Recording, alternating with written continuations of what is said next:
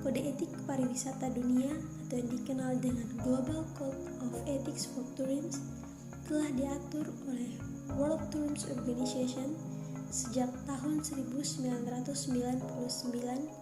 dan telah diakui oleh Perserikatan Bangsa-Bangsa atau PBB. Kode Etik Kepariwisataan Dunia merupakan prinsip dasar yang dipakai sebagai acuan untuk pengembangan pariwisata yang mencangkup komponen ekonomi, sosial, budaya, dan lingkungan yang berhubungan dengan perjalanan dan pariwisata. Terdapat 10 pasal dalam Kode Etik Pariwisata Dunia, yakni yang pertama, kontribusi pariwisata untuk saling pengertian dan saling menghormati antara masyarakat dan wisatawan. Yang kedua, pariwisata sebagai sarana untuk pemindu.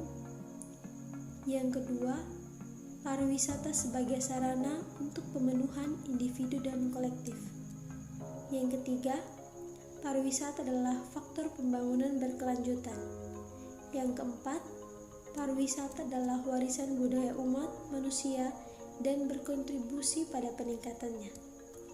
Yang kelima, pariwisata adalah kegiatan yang memberikan keuntungan bagi negara yang menjadi tuan rumah dan masyarakat. Yang keenam, kewajiban para stakeholder dalam pengembangan pariwisata. Yang ketujuh, hak atas pariwisata. Yang kedelapan, kebebasan pergerakan wisatawan. Yang kesembilan, hak-hak pekerja dan pengusaha di industri pariwisata. Dan yang terakhir, yang ke-10, penerapan prinsip-prinsip kode etik global untuk pariwisata. Kami dari kelompok 9 akan membahas kasus-kasus pasal 9, yakni kasus hak-hak pekerja dan pengusaha di industri pariwisata. Pembahasan kasus-kasus masalah pada Kode Etik Pariwisata pasal 9. Yang pertama, kasus pemutusan kerja. Yang kedua, kasus pegawai yang tidak digaji dan di PHK. Dampak dari kasus di atas adalah bertambahnya pengangguran di Indonesia.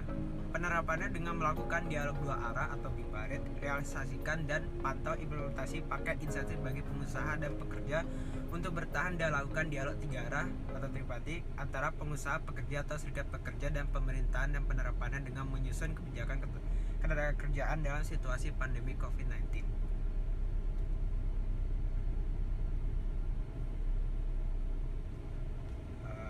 Kesimpulan, hak dasar dari tenaga kerja yang digaji dan mereka yang bekerja sendiri dalam industri pariwisata dan kegiatan lainnya yang terkait haruslah dapat dijamin melalui pengawasan pemerintahan yang di tingkat nasional atau di tingkat lokal, baik dari negara asal pekerja manapun dari negara penerima pekerja, dengan penuh perhatian terhadap kendala-kendala khusus yang terjadi sebagai akibat dari sifat musiman kegiatan mereka, dimensi global dari industri pariwisata, dan fleksibilitas yang sering diperlukan sebagai akibat dari alat pekerjaan mereka. Halo, namaku Gergis Andrew Mares Ridiana, NIM 20114114162, Prodi Manajemen Perhotelan kelas B.